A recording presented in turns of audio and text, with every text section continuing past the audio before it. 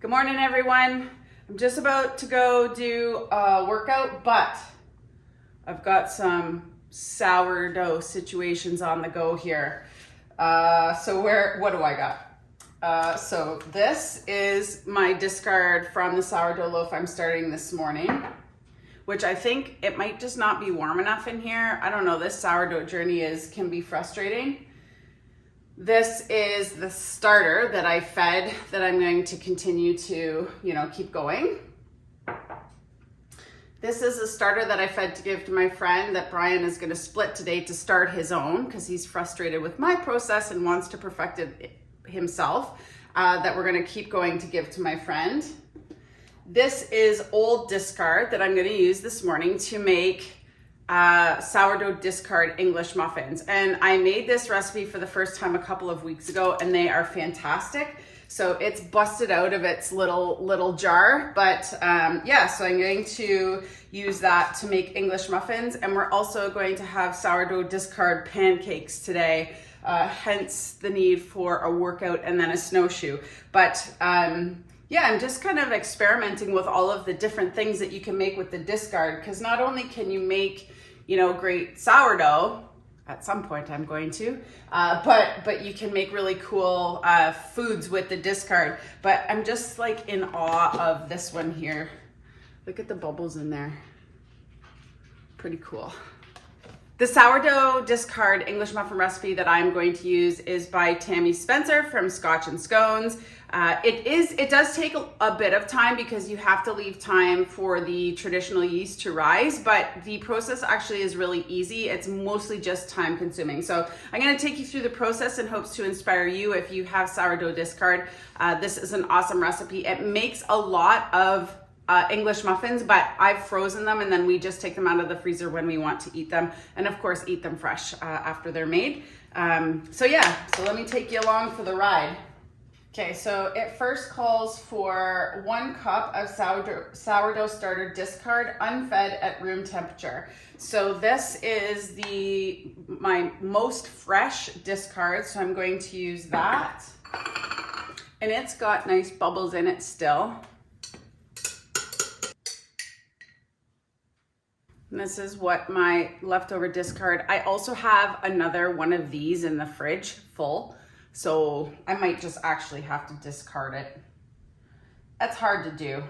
I feel like it's a little wasteful, but there we go.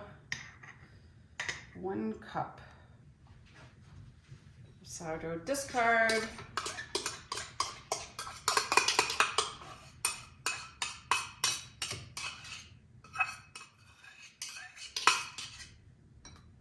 It's a messy ordeal with anything sourdough. Very sticky and messy. This is all my discard. And Brian's gonna make more discard that I'm gonna have him put in this one, so we better get eating. The next ingredient is 2 cups of warmed milk. Okay, I need 2 tablespoons of granulated sugar.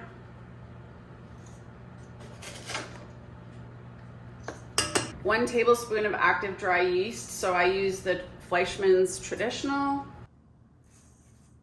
Okay, so I'm adding 2 cups of milk warmed between 100 and 110 degrees Fahrenheit. I'm adding 1/4 cup of room temperature butter. Calls for unsalted, but I'm using salted, so I'm gonna reduce the amount of salt. So it calls for 1 tablespoon of kosher salt, so I'm gonna use about 3/4 of a tablespoon. Okay, so I'm just gonna mix this. I'm gonna mix all the wet ingredients together, just so that the sourdough starter gets kind of mixed in, or the sourdough discard gets mixed in. Okay, then I'm gonna add, so it calls for 7 cups of all-purpose flour. 5. We're peeling through the flour lately. 6. The sourdough journey is a flour consumer. Woo. 7. So this makes my bread mixer chug this process because it's not heavy duty, but we'll get her done. And then I might just have to knead it by hand a little bit. Okay, so it's pretty good. I'm just gonna take it out and use and knead it by hand, because that's it's a lot for the old girl here. And then I gotta do my last sourdough and put it in my last sourdough lift and folds. This is a handy dandy little tool, the bowl scraper that I got with the sourdough making kit that I bought. It really helps for kind of scraping the bowl. Surprise, surprise.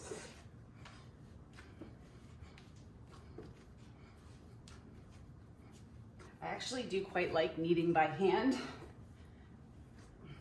Okay, it says to place this dough in a lightly greased bowl, so I'm just going to use the knife that I used to cut the butter and just grease the bowl. You could also use olive oil or avocado oil or whatever greasy material.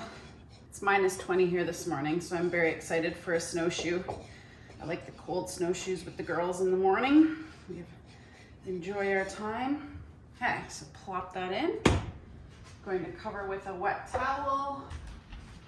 Here's the sourdough, so that is going to be proofing again. So I'm going to use this towel and I'm going to put this over by the fire. And that one is going to rise for an hour and a half because it's going to get quite puffy because it has traditional yeast in it. So we have a little bit of time. So the next thing I'm going to do is just get my sourdough going here.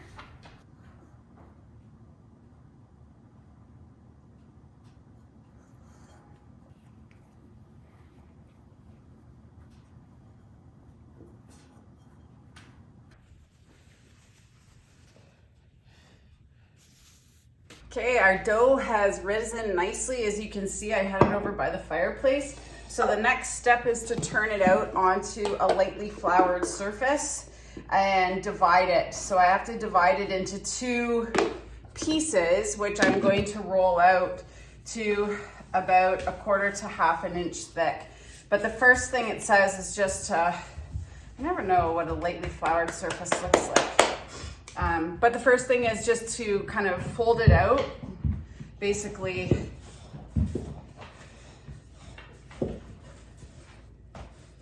And then knock it down a little bit and then roll it out or lay it out and then just let it let the gluten kind of rest for a minute. So I'm just going to cover this again. I'll just let it hang out there for a minute. I just got back from taking the dogs for a walk outside. Ooh. It was so nice. While I'm letting that dough rest, I'm just going to sprinkle these pans with a little bit of cornmeal. This is the classic English muffin coating. Basically, it just inhibits the dough from sticking when you put the English muffins on here to rise. Be liberal with your cornmeal. Now we're going to cut this in half-ish, and it doesn't really matter. This is how I did it last time. In the instructions, it says you can weigh out the English muffins one by one. Not me. So I'm going to put that piece aside and cover it so it doesn't dry out too much. And then I'm going to roll this one out and cut out my English muffins, and each English muffin I'm going to transfer onto one of the trays. And from each half you should get roughly around 12 English muffins.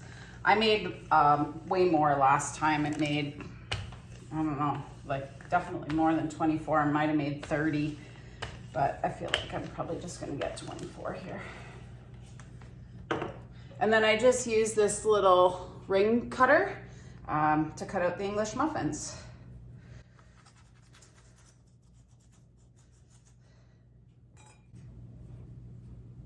And that's what they look like. You want to use something that has a sharp edge, and that way you get a good rise on your English muffins.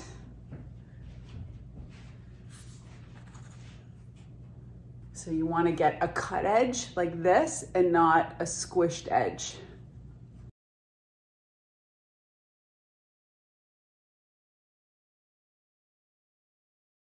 I made 35 English muffins with that dough. And now we just sprinkle them with a little bit of cornmeal. And that's just so, again, like that plastic wrap doesn't stick. And they're not gonna stick to the pan when we cook them. And then we're gonna let them rise for 45 to 60 minutes and then cook them. Okay. So we gotta cover them with plastic wrap. And if you didn't have plastic wrap, I'm sure you could just use a tea towel. Okay, let those rise. Okie dokie smoky, it is time to cook. They're nice and risen. Okay, so we let these cook for 5 minutes and then we put a pan on top, and that's what gives it the flat English muffin look. So we're just gonna let those go. And while I wait for the 5 minutes, I'm just gonna knit. Because it's like you do have to stand here because on total each side, it cooks 12 minutes a side. I'm just knitting a new dishcloth. Make a couple of new ones a year.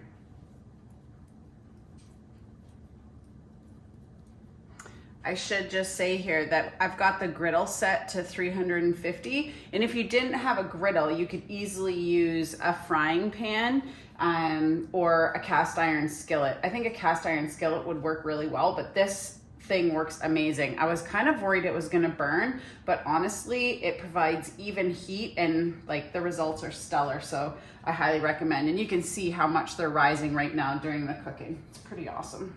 Okay, so after 5 minutes, you can see how puffy they are. This is when you add the pan on top to allow them to kind of flatten out.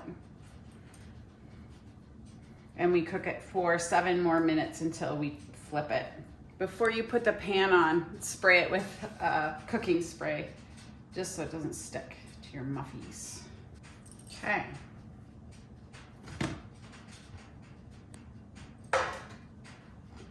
Time for a flip.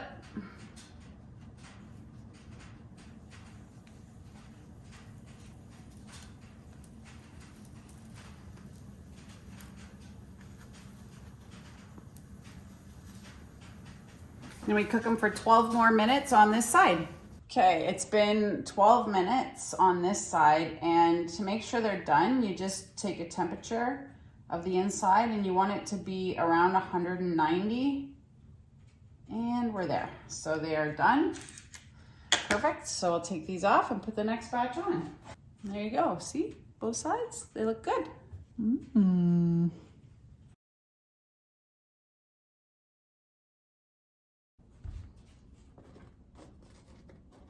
Okay, there we go. I have 35 English muffins, some to eat, some to freeze. So if you have sourdough discard that you're not sure what to do with, I highly recommend this recipe. I would say that the skillet method is the way to go because it has a large surface. It takes quite a while to cook all these, even when you have that large skillet. So I can't imagine if I had to do it in a cast iron because it takes 24 minutes to cook each batch. And I could fit, 12 on the skillet. So the next recipe that I'm going to make is going to be sourdough discard pancakes. But in the meantime, I have to do the final shaping and proof my sourdough loaf. It's not perfect today. I can tell there's a couple of things that I know already that are going to be a problem, but this is only my 4th loaf, so I'm giving myself lots of grace during this process. So let's do that, and then we'll get to making the pancake batter.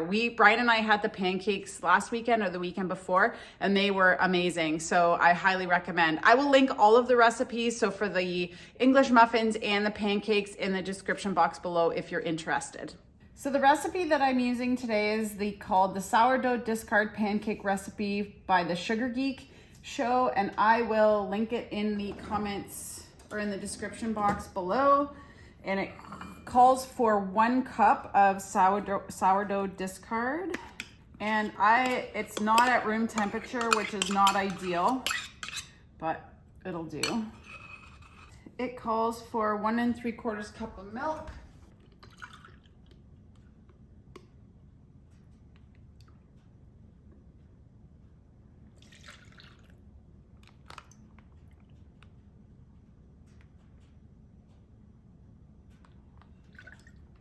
And I like to add it this way because then I can kind of combine these two, like stir them in.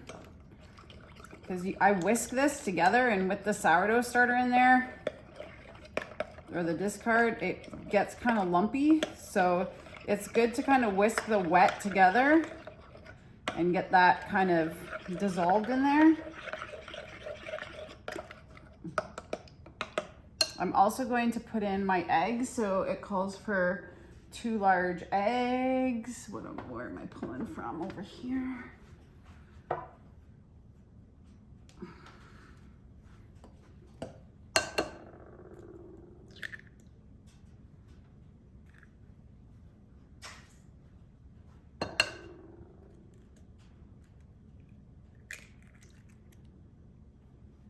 Get those beat.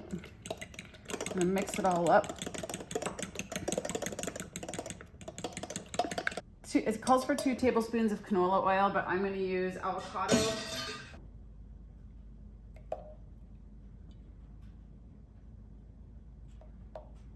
One teaspoon of baking soda. And 2 teaspoons of baking powder. There's my firewood delivery.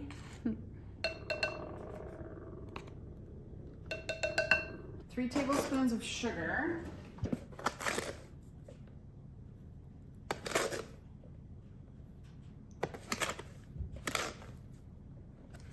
And then 2 cups of flour. I use a half measure, like a half cup measure. So I have to do 4 of these. Might just.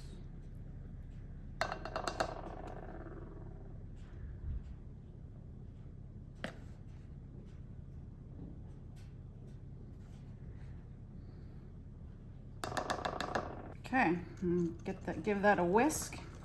Whoop. Keep it in the bowl. And I'm just gonna let this rest at room temperature here for a little bit, and that'll kind of get the bubbles forming and stuff. It gets a little gloppy because of the sourdough. It gets kind of caught in the whisk. So I just kind of, shall we open one of these up? Brian's being loud. You're supposed to take a fork.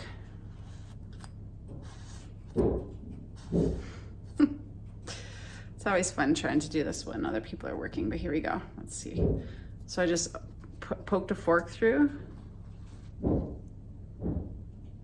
There you go. Pretty awesome.